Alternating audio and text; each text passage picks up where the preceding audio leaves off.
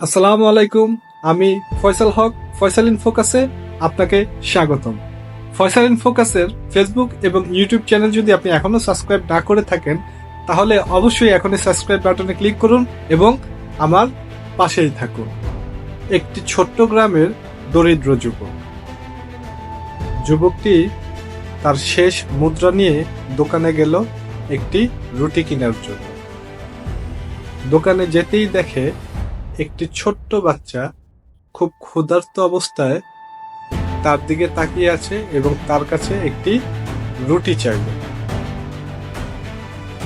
ছেলেটি নিজে শেষ মুদ্রা দিয়ে রুটিটি কিনে সেই বাচ্চাটিকে দিয়ে দিল।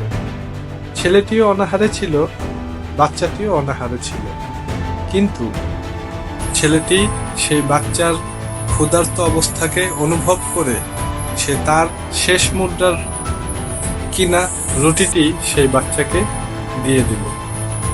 এই জিনিসটা ফলো করছিল সামনে এক ধনাঢ্য ব্যবসায়ী। তিনি ছেলেটির এই উদারতা মহত্বতা দেখে ছেলেটির সামনে আসলো এবং ছেলেটিকে বলল, তুমি যে কাজটি করলে সেটি অবশ্যই প্রশংসনীয় একটি কাজ।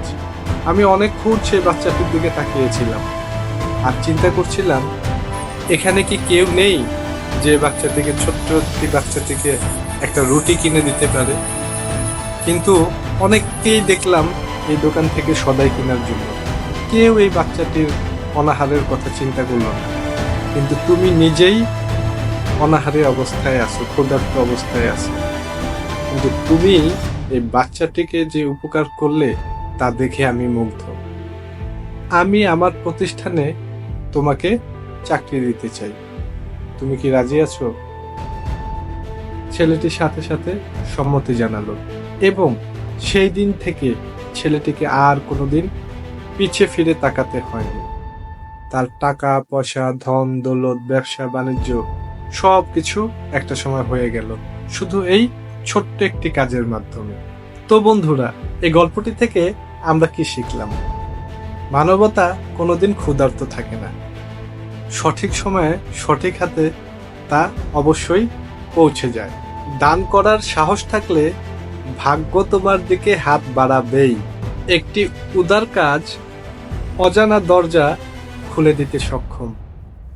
তোমার সাহায্য একদিন অন্যের জীবন বদলে দিতে পারে, আর সেই পরিবর্তন একদিন তোমার জীবনেরই গল্প হয়ে দাঁড়াবে। তো বন্ধুরা, আজকের গল্প এখানেই সমাপ্ত। আপনারা অবশ্যই ফয়সাল ইন ফোকাসের সাথে থাকবেন এবং ফয়সাল ইন ফোকাস যেন আরো নতুন নতুন গল্প আপনাদের উপহার দিতে পারে, তার জন্য অবশ্যই সাবস্ক্রাইব করে ফয়সাল ইন ফোকাসের পাশেই থাকবেন। আসসালামু আলাইকুম ওয়া রাহমাতুল্লাহি ওয়া বারাকাতুহু।